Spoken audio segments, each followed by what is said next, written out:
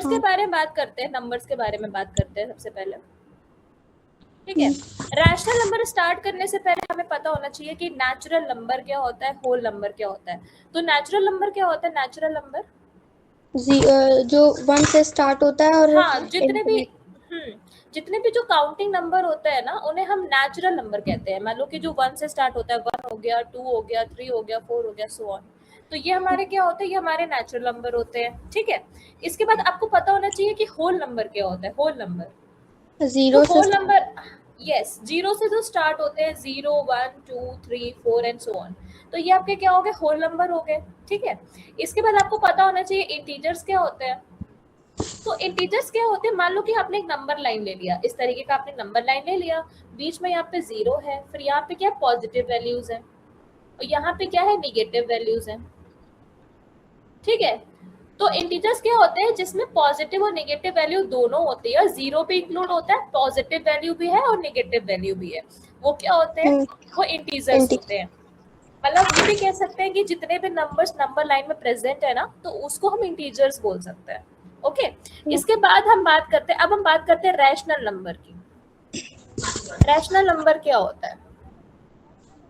जो p/q form में yes, कोई भी नंबर जो p/q फॉर्म में है, और जहां पे p और q क्या है? p और q इंटीजर्स है, ठीक है। p और q आपके इंटीजर होना चाहिए, और डिनोमिनेटर को कभी भी 0 के इक्वल नहीं होना चाहिए, q नेवर इक्वल टू 0।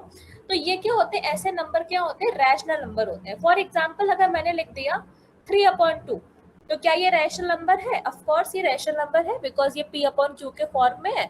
यहाँ पे 3 और 2 इंटीजर भी है, और q की वैल्यू 0 भी नहीं है, ठीक है। डिनोमिनेटर में कभी 0 नहीं आ सकता। अगर मैंने मान लो लिख दिया 5, तो क्या 5 रैशनल नंबर है? ऑफ कोर्स 5 भी रैशनल नंबर है, बिकॉज 5 को हम 5/1 के फॉर्म में लिख सकते हैं।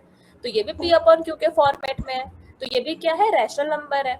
मान लो मैंने माइनस में कोई डिजिट ले लिया, मान लो मैंने लिख लिया -7/8, तो क्या -7/8 रैशनल नंबर है? बोलो।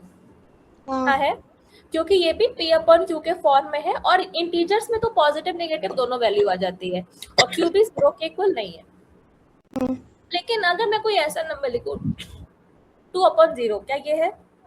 नहीं है ना, नॉट अ रैशनल नंबर, ये रैशनल नंबर नहीं है। अच्छा, एक और बात, अगर मान लो कि डिनोमिनेटर में कभी भी 0 आता है ना, डिनोमिनेटर मान लो 0 आ गया, तो उसका आंसर नॉट डिफाइन होता है। मतलब 2/0, मतलब इसका आंसर नॉट डिफाइन होगा, ऐसी वैल्यू हम डिफाइन नहीं कर सकते। मान लो डिनोमिनेटर कभी भी 0 हम अगर मान लो किसी में आता है, तो मतलब वो डिफाइन ही नहीं हो सकता। चाहे तुम 1000/0 लिख लो, चाहे तुम 90/0 लिख लो, चाहे तुम 75/0, इन सबका आंसर नॉट डिफाइन आएगा, ठीक है। लेकिन अगर मैंने मान लो ये लिखा 0/5, तो इसका आंसर क्या आएगा? कई रैशनल नंबर है 0/5, बोलो। 0/5 रैशनल नंबर है। हाँ, देखो 0/5 मतलब 0 कुछ भी वैल्यू होती है ना, तो उसका आंसर क्या होता है? 0 होता है, ठीक है। 0 कोई भी वैल्यू होगी तो उसका आंसर 0 होगा। चाहे अब मैं यहाँ पे 0/10 ले लूँ, या 0/50 ले लूँ, या 0/75 ले लूँ, इन सबका आंसर कितना होगा? 0 होगा, ठीक है। और ये क्या, ये रैशनल नंबर के फॉर्मेट भी है, क्योंकि रैशनल नंबर में क्या होता है कि आपको p/q के फॉर्मेट में, आप इसको 0/1 भी लिख सकते हो, इस फॉर्मेट में आप लिख सकते हो, ठीक है।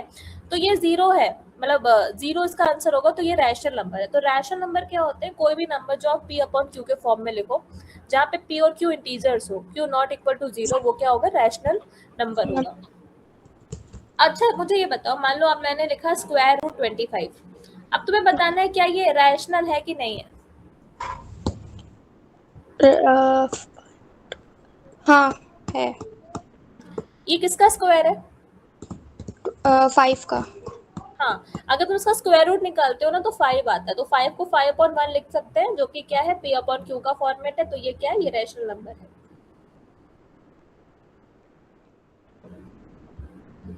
ठीक है। अगर मैं मान लो लिख दूं यहाँ पे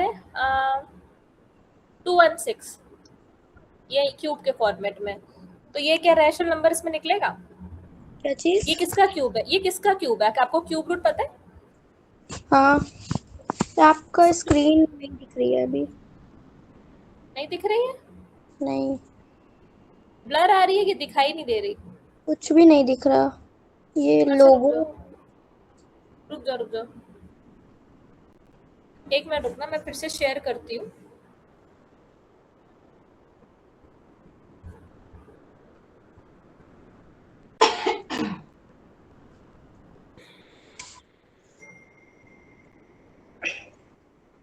अभी दिख रहा है? हाँ अभी दिख रहा। हाँ, मैंने ये पूछा था, मैंने क्यूब रूट 216 मतलब ये किसका क्यूब है आपको पता है? 216 किसका क्यूब है? 216 हाँ, ये किसका नहीं क्यूब है?